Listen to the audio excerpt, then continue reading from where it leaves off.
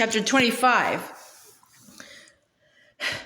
Anna had seen some pretty crazy things over the past few days. The castle gates being open, a weaselish little man who danced like a rabid peacock, her sister turning everything into ice and snow. But this, Anna thought now, this might take the cake. In this particular case, this was Kristoff, who, as Anna watched with growing concern, appeared to be talking to a bunch of rocks. They were rather lovely rocks. Some were smooth and others a little more jagged. Some had moss growing on them, others did not. But nevertheless, they were rocks, which were, last time Anna checked, inanimate objects. After hearing Kristoff talk about his family, Anna had been more than eager to meet them. She had pictured sitting around a cozy little kitchen, holding a warm cup of tea while listening to Kristoff's adopted family share stories about him as a boy. Then they would let Anna see Kristoff's first ice sled and Sven's first little harness, which, of course, would be adorable. It would be the picture of family bliss, and Anna, for the first time, would feel right at home in the middle of it all. What she did not picture in this fantasy scenario was standing in the middle of a field of rocks. Nor did she imagine that Kristoff would insist on talking to them. But he was, quite cheerfully in fact, as though it were the most normal thing in the history of normal things. "Meet my family," he called over to Anna and Olaf, who were standing at the edge of the rocks.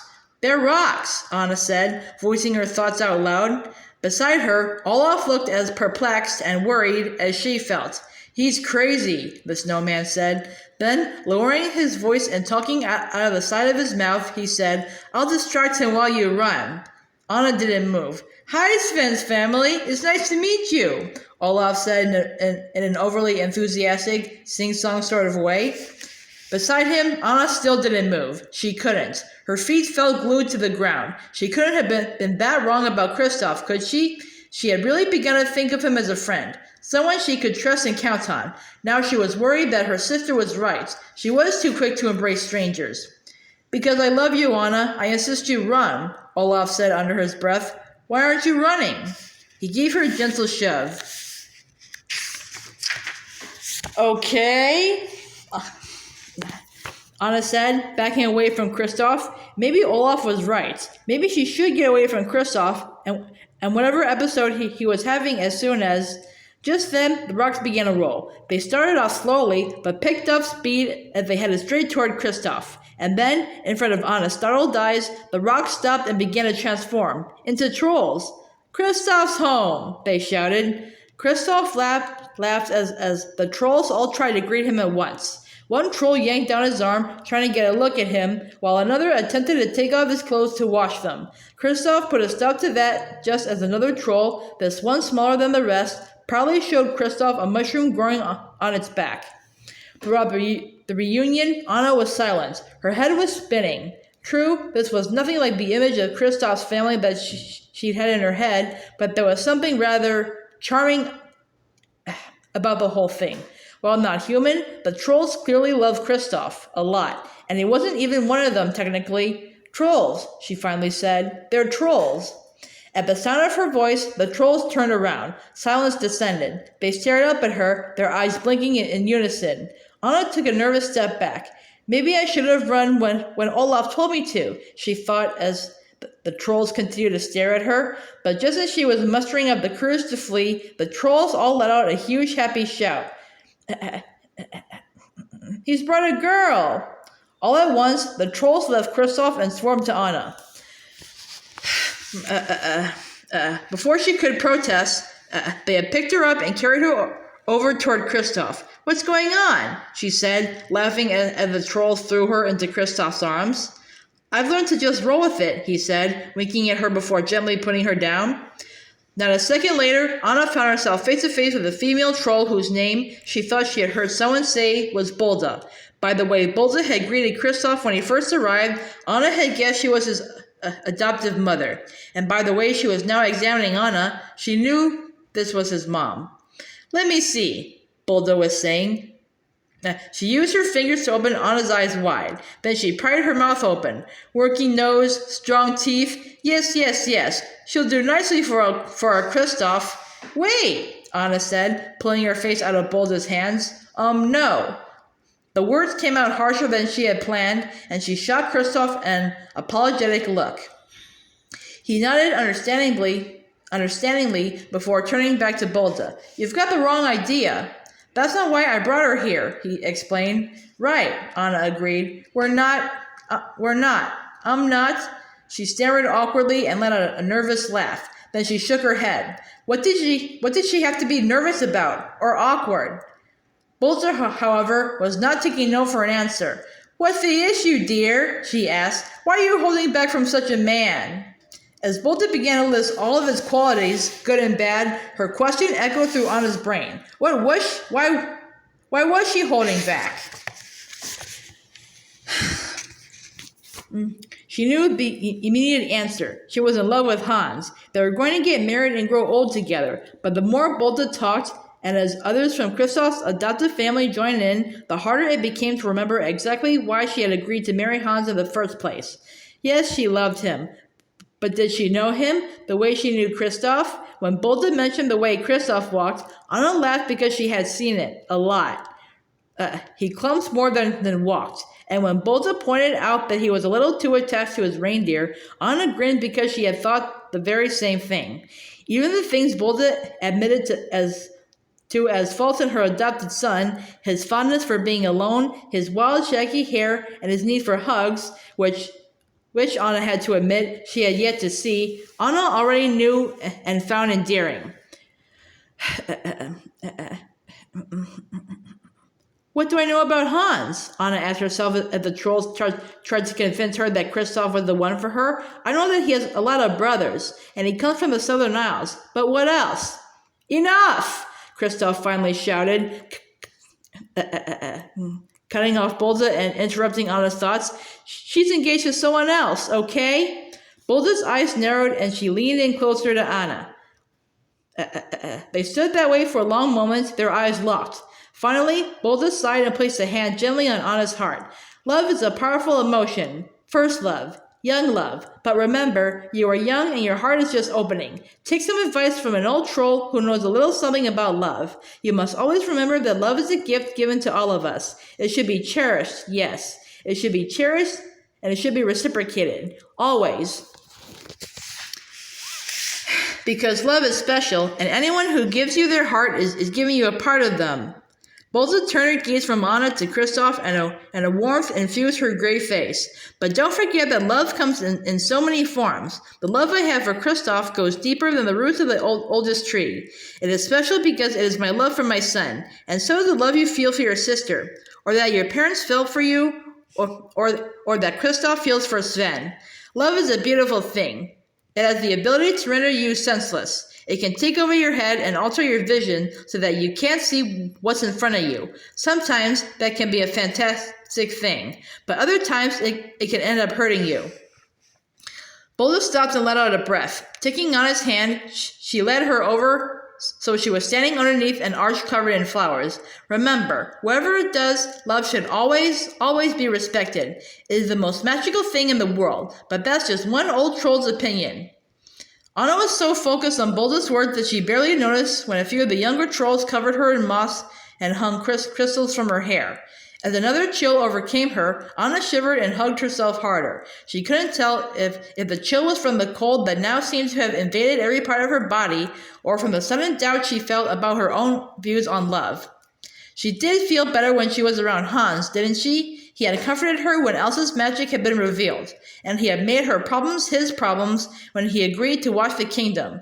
No, she thought, her vision going blurry as her body was once again racked by a spasm of cold. Hans is a good person.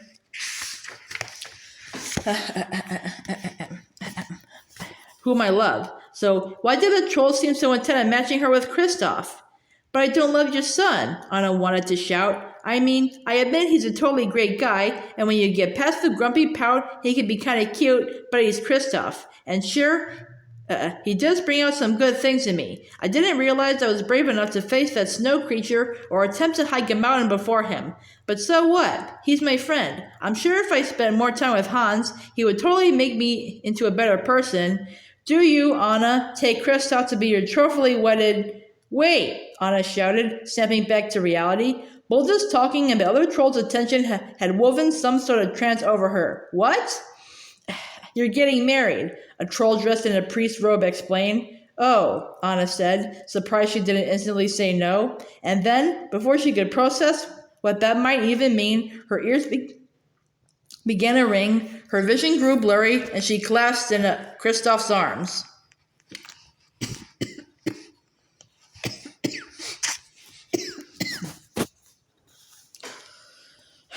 Anna, your life is in danger. Anna heard the words but didn't process them. She couldn't. She felt like she was sinking through thick, murky water. Everything was blurry and, try as she might, she couldn't open her eyes. Voices spoke over and around her, but they sounded as though they were coming from miles away. It was as though she were stuck in some dream, just on the verge of waking.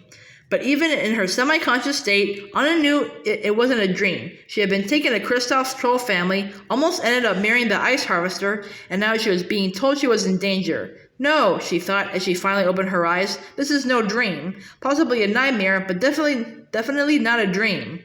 Kristoff, she realized, was the only reason she was still on her feet. He had one arm wrapped around her waist and a steady, reassuring hand on her arm. He was looking down at her, worry lines creasing his face. She gave him a thankful smile and then weakly turned to the sound of the voice. A troll with a mane of hair around his head and a string of crystals hanging from his neck was staring at her intently. While his expression was serious and a bit intimidating, his voice was kind and gentle and, for some reason, familiar to Anna. She remembered Kristoff asking Bolted to get Grandpappy, mentioning the wisest of the trolls. This, she figured, must be him.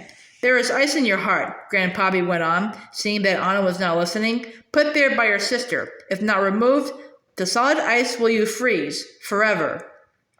Anna could feel her heart beating and knew the blood still pumped through her veins, but just hearing Grandpappy's words made her feel colder and less alive. What? No, she said, struggling weakly to stand up straighter, but the effort was too great, and she leaned back against Kristoff's strong chest. She could feel his heart beating through his thick jacket.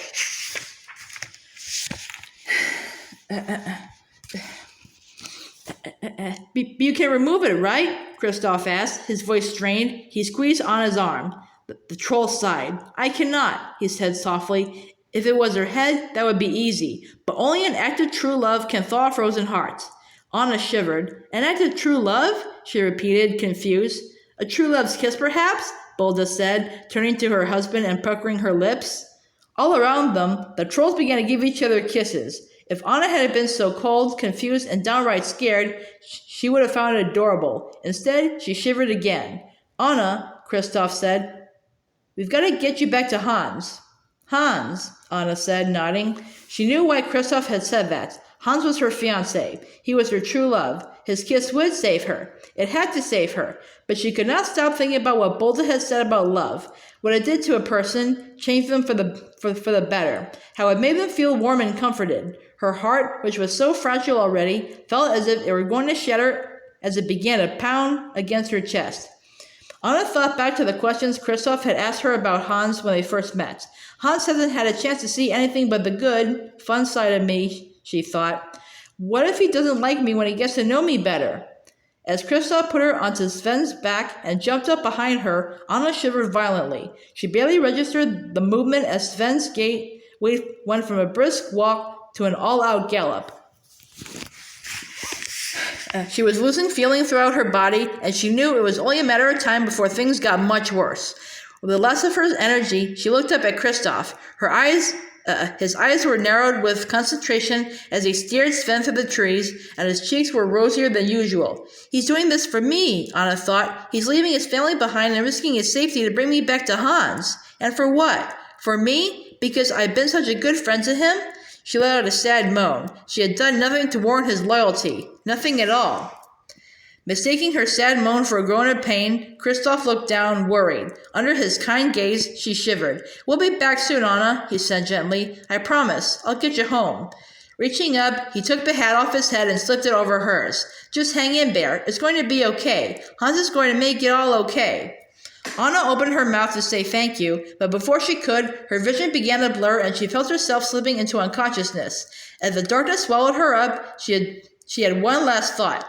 Kristoff had said it was going to be okay, but what if it wasn't? All this time, she had been sure that Hans was what she wanted, that he would be the one who could save her. But for the first time since this whole thing had started, Anna wasn't sure anymore.